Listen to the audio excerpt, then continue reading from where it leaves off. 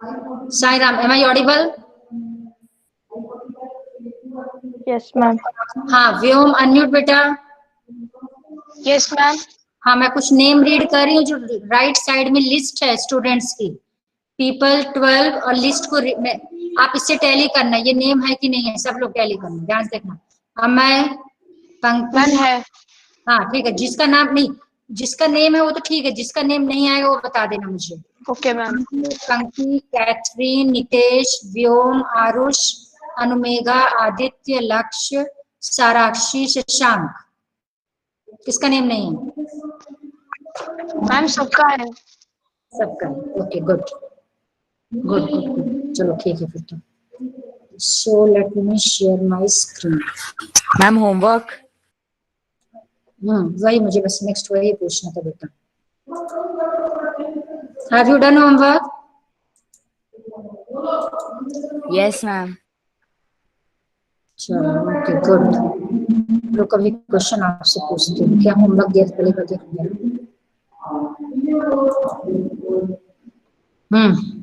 अच्छा, try these थे, questions थे, ये एक्सरसाइजेस थी। कितने एग्जांपल्स दिए थे टोटल? मैम आपने एग्जाम्पल 5 के एग्जाम्पल 4 तक दिया था। पहले तक सब कुछ करने को कहा था। Example 4 till example 4। Yes ma'am. Ma'am example 5 थोड़ा सा डिफिकल्ट था। एक मिनट बेटा, एक मिनट। 2 एग्जाम्पल। अच्छा एसएएस गेम सबने रीड कर लिया? SAS? Yes yes ma'am. Ma'am. Yes ma'am. आगे सबको समझ में, जल्दी बोलो। Yes ma'am. Yes ma'am. अच्छा गुड। अच्छा एग्जाम्पल 4 तक दिया था। अच्छा एग्जाम्पल 4 तक किसी में डाउट? पहले ये बताओ। यस मैम है। किसमें डाउट है? मैम एग्जाम्पल 4 से पहले मैम जो ट्राई दीस है ना हाँ, मैम, उसका क्वेश्चन नंबर 1 का third part. Question 1, this 1 third part. अच्छा ग्रेट। तुम कहाँ बैठे हो बेटा? इतनी आवाज, पता डिस्ट्रैक्शन हो रहा है। हाँ, this is third part, this one, जल्दी बोलो। Yes ma'am. ठीक है, हाँ ध्यान से देखो क्वेश्चन में क्या गिवन है। It is given that lengths of the sides of triangles are indicated, ठीक है, by applying SSS, state which pairs of triangles are congruent, in case of congruent triangles write the resultant symbol। हाँ ठीक है, ये तो मैंने आपको trick बहुत अच्छी बताई थी, जो स्टेप्स बताए थे एक बार फिर से रिवाइज करा रही हूँ। सबसे पहले आप फर्स्ट स्टेप बोलो, एक एक करके मुझे रिवाइज कराते जाओ। फर्स्ट को क्या बोला था? First in by triangle applying ABC SSS. Triangle PQR.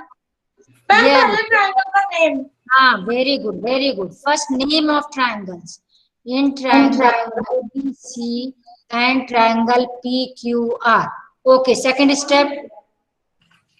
Ma'am ये ट्रायंगल कॉन्ग्रुएंट नहीं है तो मैम इनका इनका भी लिखना है। यस मैम, जो कॉन्ग्रुएंट नहीं होगा उनका क्या करना था? यस बेटा, हर जो हो चाहे ना हो हर एक में लिख देना। आया समझ में? इन triangle ABC and triangle PQ, पहले तो जो इक्वल हो वो देख लो, कौन किसके इक्वल है। बीसी और एसी इक्वल्स टू पीआर। हाँ, तो BC equals to PQ, 4 equals to 4 centimetre. Next क्या इक्वल है? AC, AC PR equals to 5 centimetre.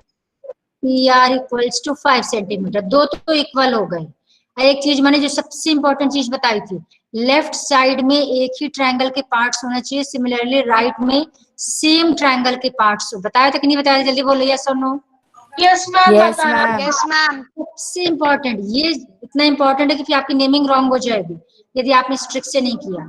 Now what is left? A B is left, यहाँ लिख देना ए बी कितना है 2, और ये है 2.5, यहाँ साइन लगा देंगे। किसका साइन है ये? Not equals to, not equivalent. Not equals to. ऐसे ऐसे करके थोड़ा ऐसे कट करना, तो ज्यादा ऐसे कट करना। A B not equals to Q R. अब इसका मतलब एस एस तो है, लेकिन हमारे पास 3 साइड होना चाहिए। एस एस एस में तीनों साइड इक्वल होना चाहिए, only 2 sides are equal. So लिख देना so two triangles are not congruent, बस कोई नेमिंग नहीं करना, नेमिंग करने की जरूरत नहीं है। So two triangles are not congruent, above two triangles are not congruent. Yes, Okay? ma'am. Okay? Yes, बस। ma'am. चलो अब आज आपको नेक्स्ट कराते हैं ASA गेम। अच्छा एक चीज सुन लो, जिसने होमवर्क कर लिया वेरी गुड, जिसने नहीं किया यदि वो सोच रहा है कि अरे अच्छा मैम ने कुछ नहीं कहा, एक चीज सुन लो बेटा, यदि आपको ये चैप्टर नहीं आया कोई भी XYZ, इसकी मैं गारंटी ले रही हूँ कि 9th क्लास में एक सेम चैप्टर है कॉन्ग्रुएंस ऑफ ट्रायंगल, डिट्टो यही हेडिंग है, थोड़ा सा एडवांस फॉर्म है इसका। और 10th क्लास में एक चैप्टर है सिमिलर ट्रायंगल। सिमिलर ट्रायंगल से टोटल बोर्ड में अप्रोक्सीमेटली 10 मार्क्स के क्वेश्चन आते हैं, तो ये दोनों चैप्टर बिल्कुल ऊपर से चला जाता है।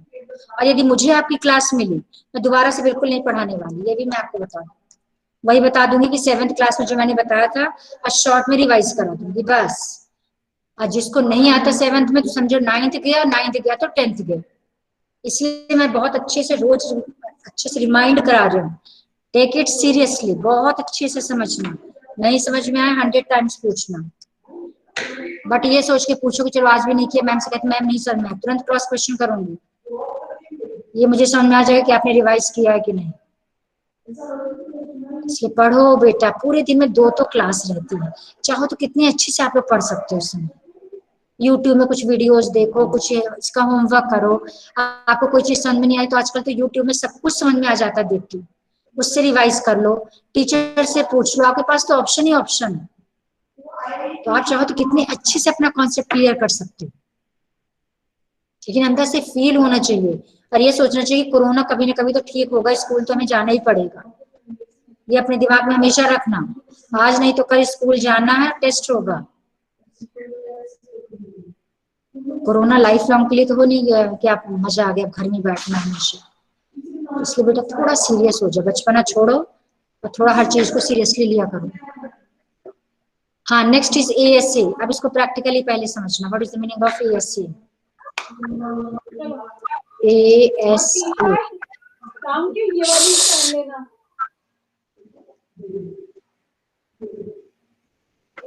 ASA congruence criteria, angle side angle. आप मान लो मैंने एक ये ट्रायंगल बनाया, ध्यान से देखो, ट्रायंगल बनाया मैंने ABC, एक दूसरा ट्रायंगल बनाया मैंने PQR, मान लो BC हो गया 5 सेंटीमीटर, तो अच्छे समझना, मैंने PQ ले लिया 5 सेंटीमीटर। अब ASA यदि अप्लाई करना होगा, how many sides are given? 1, यानी 1 साइड होगी, जो साइड हमने लिया आपको अच्छे से देखना, उसके दोनों साइड के एंगल्स इक्वल होना चाहिए। जैसे मैंने यहाँ पे ले लिया BC, अब BC के दोनों साइड में आ रहा है B एंड C, सीधी सी बात है, साइड BC तो एंगल B एंगल C, तो एंगल B सपोज करो है 70 डिग्री का, और यहाँ मैंने कौन सी साइड ले लिया? PQ, यदि PQ साइड तो एक साइड P है दूसरी साइड Q है, यहाँ मैंने P को ले लिया चलो 70 डिग्री, एंगल C है सपोज करो 80 डिग्री, तो यहाँ C 80 है तो यहाँ पे Q को मैंने 80 डिग्री ले लिया। अब आप दोनों ट्रायंगल्स को ध्यान से देखो, इन दोनों ट्रायंगल्स में क्या होगा कि one side equal BC equals to PQ and 2 angles, कौन से 2 एंगल, यानी जो आपकी साइड होगी वो इंक्लूडेड साइड होगी। इंक्लूडेड साइड का मतलब जो 2 एंगल्स लिया उसके बीच की साइड, हमने कौन कौन से एंगल लिया? B एंड C, तो इंक्लूडेड साइड हो गई BC, और B एंड C किसके इक्वल है? P एंड Q के, इंक्लूडेड साइड क्या हो गई? PQ।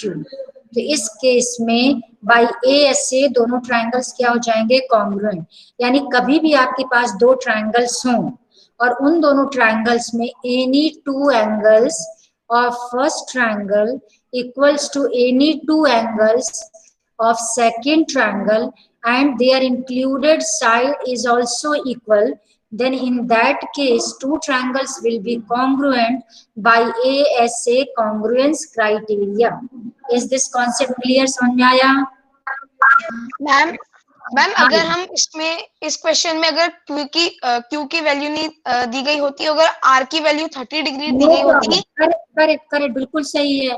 यदि मान लो इसको मैंने 30 दे दिया, ऐसा क्वेश्चन है आपके टेस्ट में आ सकता है बिल्कुल। अब आप सोच के देखो, अब आप पहले सबसे पहले साइड देखो, बीसी है और यहाँ पे पीक्यू। यदि ए से लगाना है और बीसी साइड दिए तो 100% बी और सी पता होना चाहिए, 100% पी और क्यू पता होना चाहिए। ना तो हमें ए से मतलब है, ना हमें आर से मतलब, हमें मतलब ही नहीं है ए और आर से, हमें सिर्फ angle B, angle C, angle P, angle Q से मतलब। बट यहाँ पे आर गिवन है।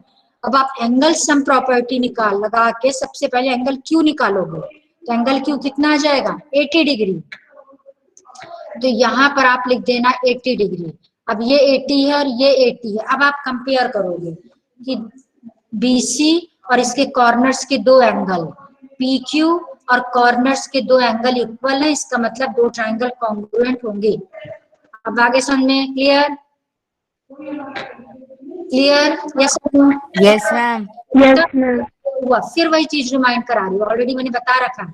दो ट्रायंगल्स को यदि कॉन्ग्रुएंट होना है, वैसे तो हमें 6 मैचिंग पार्ट्स होने चाहिए, but triangle is a special case, हमें 6 मैचिंग पार्ट्स की जरूरत नहीं है। यदि हमारे पास 3 मैचिंग पार्ट्स है, if we have 3 matching parts, then these 3 matching parts are more than enough। यानी 3 मैचिंग होने पे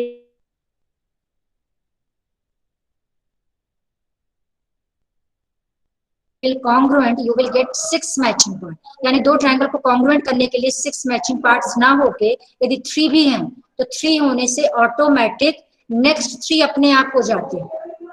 इज दिस कॉन्सेप्ट क्लियर? और ये मैंने आपको बताया था, आप मैम कैसे देखोगे? हाँ बेटा। मैम अगर 3 एंगल्स दिए गए होंगे मैम, तब नो ट्राइंगल्स का no congruent. No no no no no, तब दो ट्रायंगल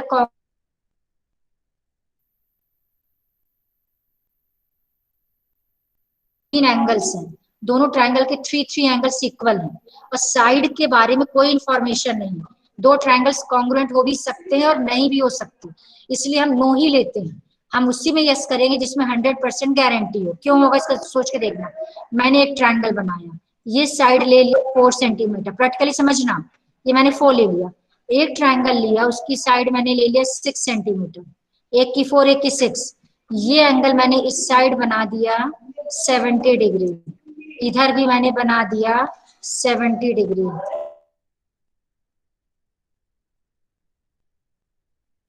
मैम आपकी आवाज क्लियर? मैम बीच बीच में फ्रीज हो रही है। Wait, Sai Ram now am I audible? Yes ma'am. Yes ma'am. अच्छा रुको, वॉल्यूम तो मेरा फुल है, ये वेट करो, 86 पे है, ठीक है। चलो फिर से प्रेजेंट करो, वेट। मैम कभी कभी बीच बीच में फ्रीज हो जा रही है आपकी आवाज। कोई बात नहीं, रुक जाओ, फिर से देखो, ट्राई करके।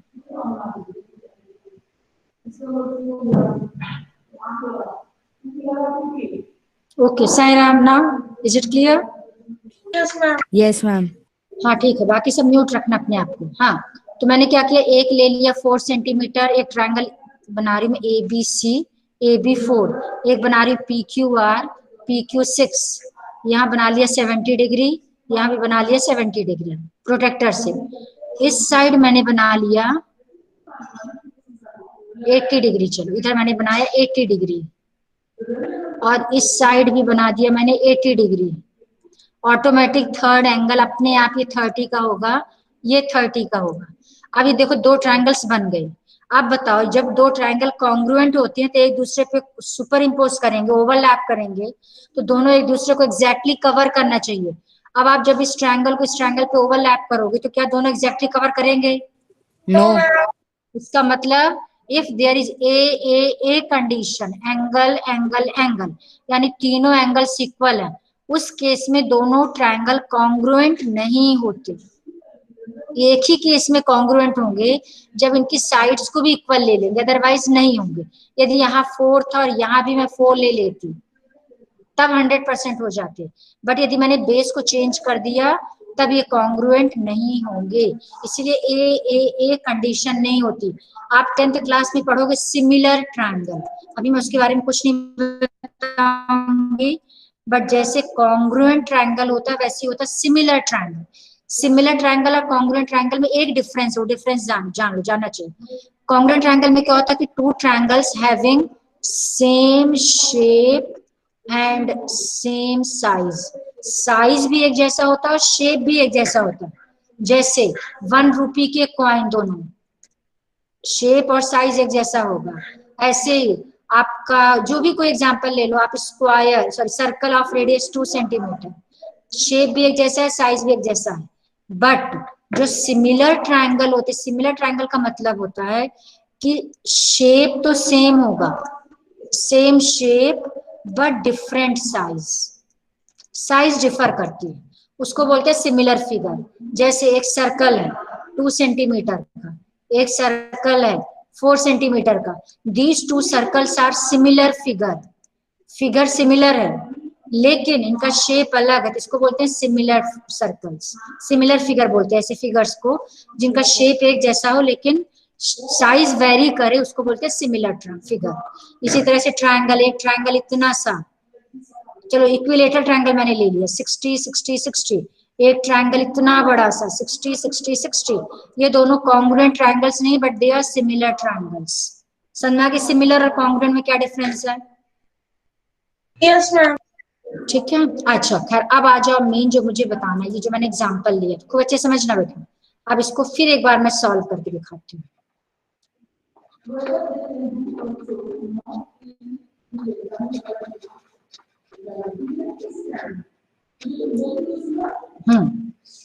अब वेट करो, अब ये दोनों ट्रायंगल्स हैं, तो in triangle A B C and triangle P Q R, ये दो ट्रायंगल्स हैं। अब इन दोनों ट्रायंगल को कॉन्ग्रुएंट प्रूफ करना, फिर स्टेप समझा रही हूँ। Number 1 name of triangles, number 2 अब आपको पहले एक बार फिगर को देख के समझ जाओ कि कौन सी कंडीशन लगेगी। कितनी कंडीशन मैंने आपको बता दी, number 1 SSS, number 2 SAS, number 3 आप अभी बता रही ASA, और लास्ट में आपको आज ही बता दूंगी RH। सिर्फ 4 कंडीशन, ओनली 4 आर देयर। इन चारों में से यदि कोई एक अप्लाई हो रही है, in that case 2 triangles will be congruent. ये समझा दिया, ये समझा दिया, ASA का मतलब भी बता दिया, 2 एंगल्स और इंक्लूडेड साइड इक्वल होना चाहिए। अब सबसे पहले नेम ऑफ ट्रायंगल्स, फिर ASA में इसी सीक्वेंस में लिखो तो बेस्ट है, नहीं भी लिखते तो कोई बात नहीं चलेगा, बट यही सीक्वेंस लो तो अच्छा, ज्यादा अच्छा। सबसे पहले ए है, ए मतलब इस ट्रायंगल का कोई एक एंगल, मैंने बी ले लिया, एंगल बी किसके इक्वल है, जल्दी बोलो। Angle P, angle P is equals to 70 degree, bracket में, हाँ शायद मैं आपको बताना भूल गई, मे बी आपको रीजन भी देना क्यों इक्वल है, गिवन फिगर में गिवन है। RSM में ब्रैकेट में 100% रीजन देना है आपको बेटा। तो B इक्वल्स टू P, समझ में आ रहा है सबको, जल्दी बोलो यस और नो। Yes ma'am. जहां भी डाउट हो तुरंत अनम्यूट करना। यदि आपके दिमाग में ये कहीं से हो कि अरे नहीं सब क्या सोचेंगे, मुझे नहीं आ रहा, अब बाकी तो कोई नहीं पूछ रहा, बाकी सबको आ रहा होगा, 100% गलत हो वहां पे। आपके जैसे हो सकता है सारी सोच रहे हो बात को छोड़ के, इसलिए ये सोचो कि मेरा बेनिफिट किसमें है। कल को मेरे मार्क्स अच्छे आएंगे तब कोई नहीं सोचेगा कि अच्छा उस क्लास में इसने हेमा मैम से पूछा था, इसकी कितनी इंसल्ट हुई थी, अरे इसको तो कुछ आता ही नहीं। यदि आपको आता होता तो आप क्लास क्यों अटेंड करते? जब आदमी को कुछ सीखना होता तभी क्लास अटेंड करते। इसलिए बहुत फ्री होके पूछा करो। मैंने आज तक कभी पूछने के लिए किसी को नहीं डांटा कि क्यों पूछ रहे हो। हाँ, यदि आप रिवाइज ना करो, कुछ भी ना पढ़ो और फिर कुछ भी पूछ लो तो मैम फिर से बता दीजिए, तब नहीं बताऊंगी। बट यदि आपका डाउट है 100 टाइम्स पूछोगे, नो प्रॉब्लम। तो B किसके इक्वल हो गया, P के, इक्वल्स टू 70 डिग्री, ब्रैकेट में रीजन दे दिया गिवन। अब ASA, नेक्स्ट है हमारा साइड, साइड ले लिया BC, किसके इक्वल है, PQ के, देख लो 5 सेंटीमीटर PQ है, इज इक्वल्स टू कितना हो गया 5 सेंटीमीटर, इसका भी रीजन क्या है, क्योंकि गिवन है, गिवन मतलब कि क्वेश्चन में गिवन है। नेक्स्ट है आपका C, angle C equals to angle Q equals to 80 degree. इसका भी रीजन क्या है, गिवन। अब आप देखो ये दोनों, ये पूरा का पूरा हो गया ए, ये हो गया आपका ए, ये हो गया आपका एस, ये हो गया आपका ए। कौन सी कंडीशन लग गई?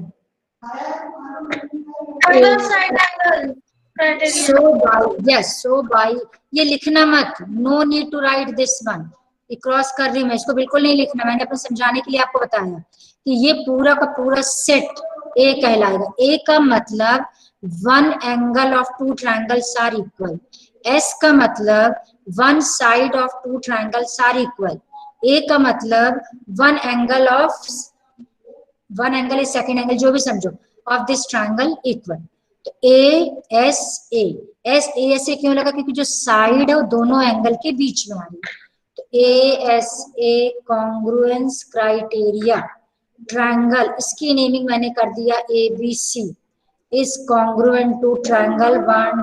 सबसे इंपॉर्टेंट है, सबसे इंपॉर्टेंट है कुछ, वो ये वाली ट्रिक है, ये आपको किसी बुक में नहीं मिलेगी, फिर से बता रही हूँ नहीं मिलेगी।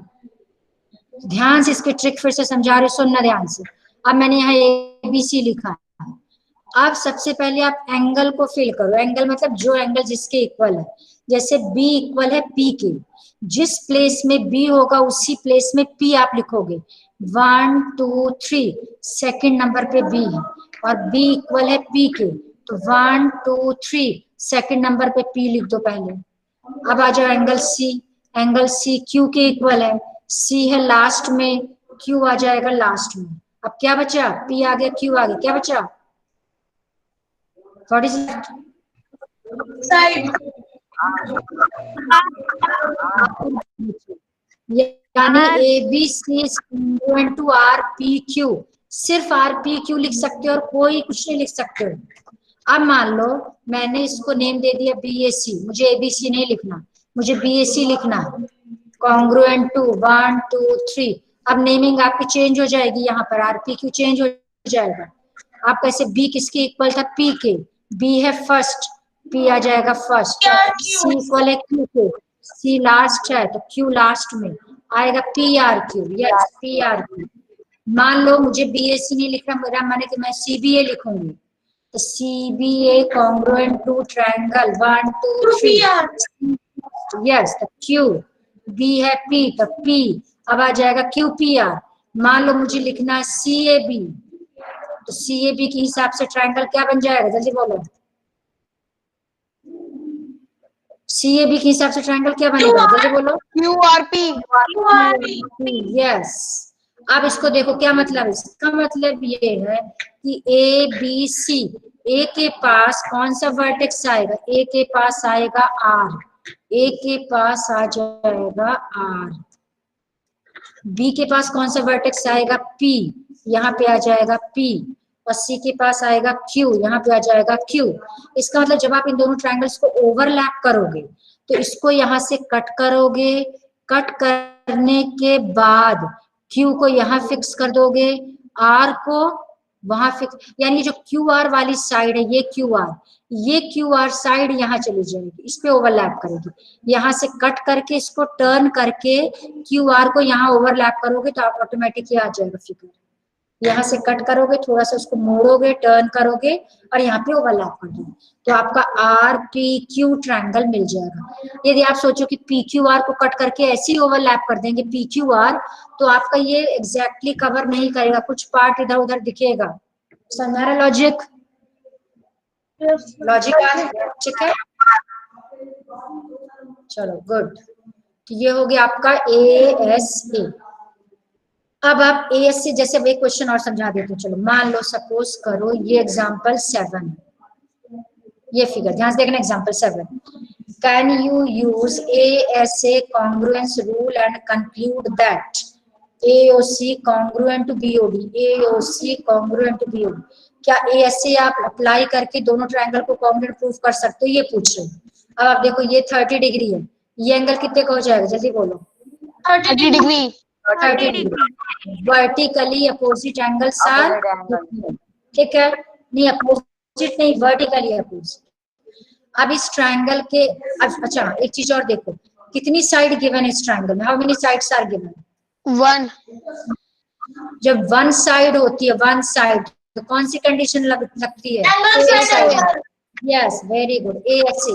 जब दो साइड दी जाएगी तो कौन सी कंडीशन लगती है? दो साइड ऐसे थ्री साइड होगी तो कौन सी कंडीशन लगेगी? एस एस और यदि एक राइट एंगल दिया हुआ, एक 90 डिग्री का एंगल है, तो कौन सी लगेगी? RHS। तो बस इस ट्रिक से पहले आप ये समझ लेना कि कंडीशन कौन सी लगानी है। तब आपको फिगर देख के समझ में आ गया कि वन साइड इज गिवन, एक साइड मतलब ASA लगेगा। अब मैंने आपको बहुत अच्छी ट्रिक बताई थी, यदि ASA लगाएंगे तो जो साइड है उसके दोनों तरफ के एंगल पता होना चाहिए। साइड कौन सी है? AC। AC के दोनों तरफ कौन कौन से एंगल्स आ रहे हैं? जल्दी बोलो। Angle A, angle C. Angle A और एंगल C। और इधर BD के दोनों तरफ क्या आ रहे हैं? Angle D, angle B. Yes, तो कुल मिला के देखा जाए तो आपको इस एंगल से कोई मतलब नहीं है 30 डिग्री से, आपको थर्ड एंगल निकालना होगा। तो एंगल सम प्रॉपर्टी से सबसे पहले थर्ड एंगल निकालेंगे, तो 70 30 आ जाएगा 80 डिग्री, 70 30 और ये आ जाएगा हमारा 80 डिग्री। अब ये निकल गया, अब आप लिखना शुरू करें। यानी फर्स्ट स्टेप क्या है? फर्स्ट स्टेप है आपको एंगल ए फाइंड करना है और एंगल बी फाइंड करना है, this is first step. Second step क्या है? अब आप कंडीशन लगाना शुरू करो, जो मैंने आपको ट्रिक समझाई थी। क्या ट्रिक समझाई थी? In triangle AOC and triangle BOD, पहले name of triangles. Angle A equals to, जल्दी बोलो, angle A is equals to angle B equals to 80 degree. यहाँ लिखोगे, इसको रीजन क्या दोगे? रीजन क्या दोगे? Angle sum property. Angle sum property. हाँ नहीं, यहाँ पे ऑलरेडी आपने निकाल लिखा है, तो यहाँ जब यहाँ निकाल के रखोगे लिख देना already already solve. Given solve. Given नहीं है बेटा, it is not given, already solve. क्योंकि गिवन होता तो 70 30 वाला है, ये तो आपने सॉल्व किया, तो ऑलरेडी सॉल्व लिख देना ब्रैकेट में। तो ए हो गया, जो सॉल्व करा उसमें ऑलरेडी सॉल्व आएगा। आप सॉल्व करोगे, सॉल्व करके दिखाओगे यहाँ बेटा। ये हाँ, फिर वो ब्रैकेट में already solve. Yes yes, already solve मतलब कैलकुलेटेड अबव लिख सकते हैं। बिल्कुल जो मर्जी, वो तो आपका मर्जी क्या एडजेक्टिव यूज करते हो, कैलकुलेटेड अबव, या फिर जहां आपने निकाला एंगल ए, यहाँ लिख देना इक्वेशन 1 या लिख देना फ्रॉम इक्वेशन 1, कुछ भी करो, उससे कोई फर्क नहीं पड़ता। नेक्स्ट हम लेंगे साइड। साइड AC किसके इक्वल है? AC is equal to BD is equal to 3 centimetre. Reason क्या देंगे? मैम इसमें 3 यूनिट्स आएगा ना? हाँ sorry, yes yes yes, wait बिल्कुल सही बात। देखो यहाँ सेंटीमीटर कहीं नहीं दिया है, यदि सेंटीमीटर नहीं दिया तो आप सेंटीमीटर नहीं लिखोगे, 3 यूनिट लिखोगे। यूनिट का मतलब है कि कोई भी यूनिट हो सकती है, centimetre, metre, kilometre, hectometre. If centimetre is not given, you have to write unit. Okay okay, clear? ठीक है, ओके। तो ए हो गया, AC हो गया, angle C angle D is 70 degree. Reason क्या देंगे? गिवन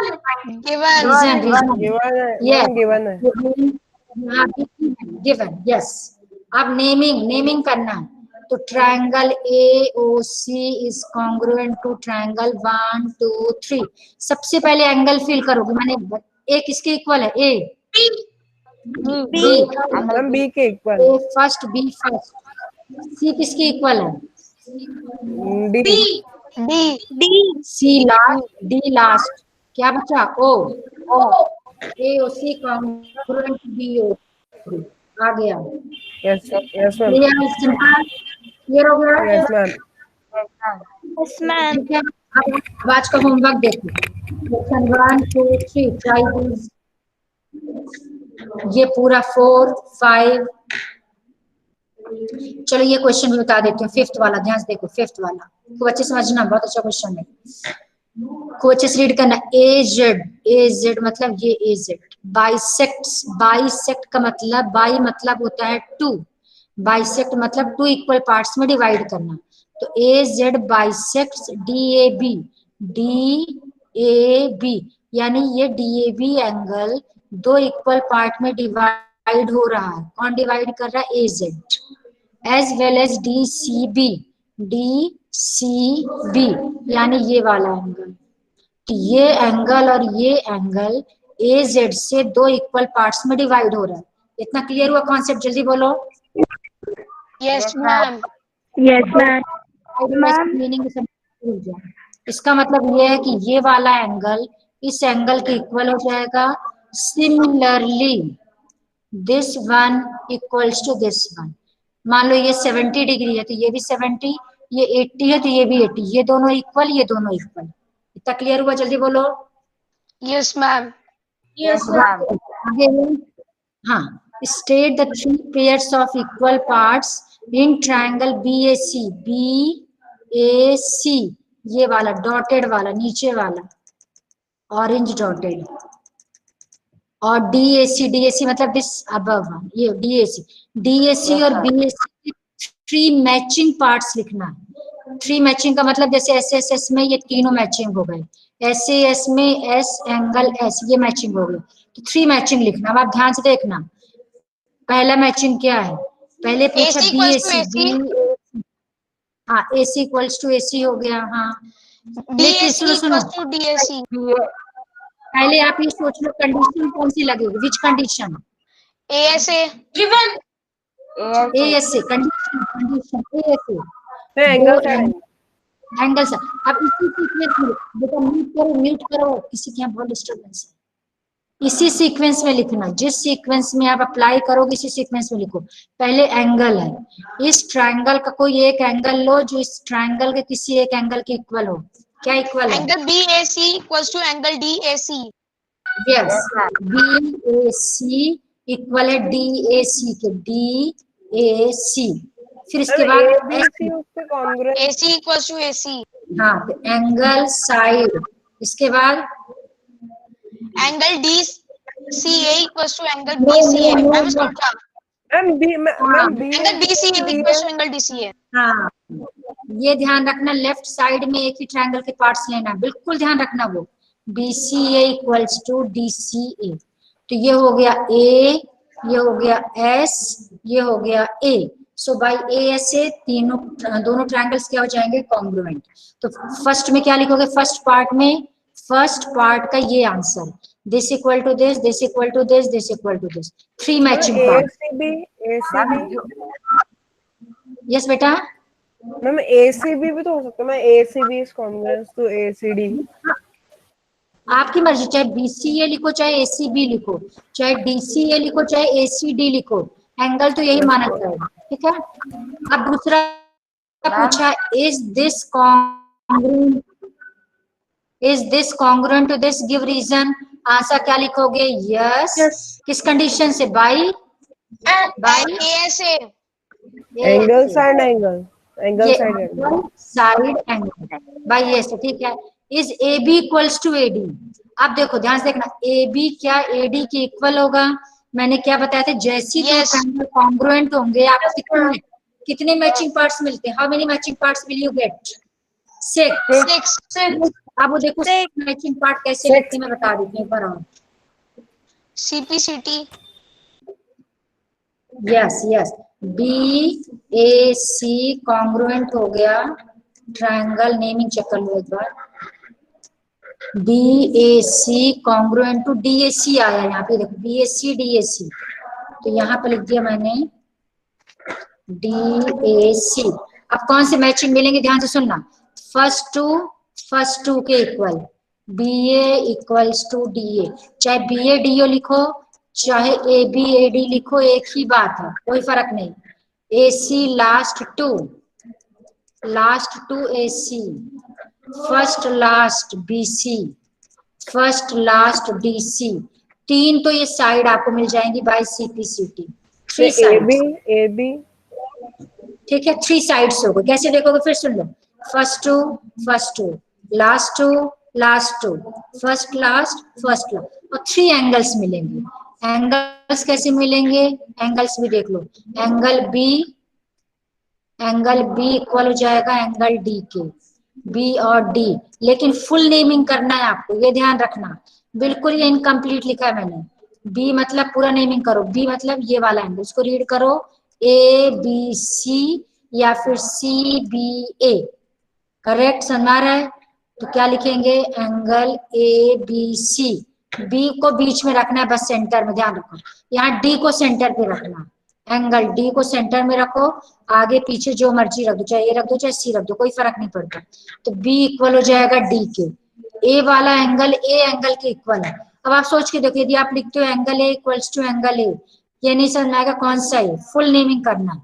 फुल नेमिंग मतलब angle B A C equals to angle D A C, और थर्ड है सी, एंगल किसके इक्वल हो जाएगा, सी के, इसको भी फुल नेमिंग करना। ये first matching, second matching, third matching, ये मिल गया आपको फोर्थ मैचिंग, ये मिल गया आपको फिफ्थ मैचिंग, और सिक्स्थ मैचिंग क्या मिलेगा, angle A C B, angle D C A. बस सी को मैंने सेंटर पे रखा है, आगे पीछे कुछ भी रख सकते, तो टोटल 6 मैचिंग्स आपको मिल जाएंगे। क्लियर? मैम एसी बी तो एसी डी के इक्वल है ना? देखो क्या चीज, ma'am AC B is equal to AC D और डी एसी। दोनों सही है बेटा, चाहे डी सी के इक्वल हो जाएगा, सी इक्वल हो जाएगा सी के दोनों पार्ट, चाहे ए सी बी लिखो, चाहे बी सी ए लिखो, चाहे डी सी ए लिखो, चाहे सी डी लिखो, कोई फर्क नहीं पड़ता। ठीक है, तो कुल मिला के इन 6 में से 3 ऑलरेडी आपको गिवन है। कौन से 3 गिवन है बताओ, क्या ये गिवन है, जल्दी बोलो, इज इट गिवन? इसका यूज किया आपने, इसका, अच्छा इसका यूज किया है आपने कॉन्ग्रुएंट प्रूफ करने के लिए, इसका यूज किया है? Yes ma'am. हाँ, एक तो मैंने इसका यूज किया, यस इसका यूज किया है, नो। और बताओ, ये वाला यूज किया है, सी वाला, सी के वाला यूज है क्या ये? देखो फिगर देखो, चेक करो, ए वाला सॉरी, ए वाला इक्वल सी वाला सी के इक्वल, कुल मिला के आपने एक तो इसका यूज किया है, कलर चेंज कर देते, रुक जाओ, एक आपने इसका यूज किया है नंबर 1, दूसरा आपने इसका यूज किया है नंबर 2, तीसरा आपने इसका यूज किया है नंबर 3। ये ए था, ये एस था और ये ए था, 3 तो आप ही ने यूज किया है, बाकी 3 नंबर 1, नंबर 2, नंबर 3 एक्स्ट्रा मिला। कॉन्सेप्ट क्लियर हुआ? Yes, ma'am. ओके, तो यही पूछा, देखो is A B equals to A D, क्या लिखोगे, yes A B equals to A D. कैसे, बाई, इसका शॉर्ट फॉर्म देखो, सी पी सी टी, इसका फुल फॉर्म देख लो, सी पी सी टी का फुल फॉर्म क्या होता है, सी पी सी टी मतलब corresponding parts of congruent triangle, यानी जब 2 ट्रायंगल कॉन्ग्रुएंट होते हैं तो उनके करस्पॉन्डिंग पार्ट्स इक्वल होते हैं। करस्पॉन्डिंग का मतलब होता है, जो मैं आपको ट्रिक समझा रही थी, फर्स्ट टू, तो फर्स्ट टू के करस्पॉन्डिंग फर्स्ट टू वाली, ये करस्पॉन्डिंग कहलाती है। तो करस्पॉन्डिंग सीपीसीटी आप शॉर्ट में लिख देना, सीपीसीटी, तो this equals to this, yes by CPCT, this equals to this, yes by CPCT. Clear? It's very important question. अब आरएचएस हम नेक्स्ट टाइम करेंगे। अब आपको क्या करना है, पहले ध्यान से देख लो, ट्राई दीज पूरे कर लेना, एएसए के बाद जितने भी ट्राई दीज हैं, plus plus plus plus example 7 मैंने आपको करा दिया। मैम कॉपी में? हाँ, अब देखो एनसीईआरटी की जो एक्सरसाइजेज हैं वो तो आपको कॉपी में करना, ये आप क्लास वर्क, रफ कॉपी, जहां भी करना हो आपके पास सॉल्व होना चाहिए, बस मुझे इससे मतलब। ठीक है, ओके मैम। अब आप आज क्या करोगे, ध्यान से सुनो, 7.2 फर्स्ट क्वेश्चन ऑल पार्ट्स, ये वाला डी नहीं करना क्योंकि अभी मैंने आपको बताया नहीं। क्वेश्चन नंबर 2 ऑल पार्ट्स, ये सब आपको बहुत सिंपल लगे, बच्चों जैसे आपको देख के लगेगा ये क्या है question. Question 3 all parts, question 4, question 5, ये सब कर लोगे आप लोग, बहुत आराम से कर लोगे। क्वेश्चन 6, आज 6 क्वेश्चन तक कंप्लीट कर लेना सब लोग। ओके, ट्राई दीज, हाँ ट्राई दीज और एक्सरसाइज का 6 क्वेश्चन तक। मैम बट आपने 7.1 का फर्स्ट क्वेश्चन का डी पार्ट नहीं कराया अभी। चलो ठीक है, नेक्स्ट टाइम याद दिला देना, I will explain, don't worry. Yes ma'am.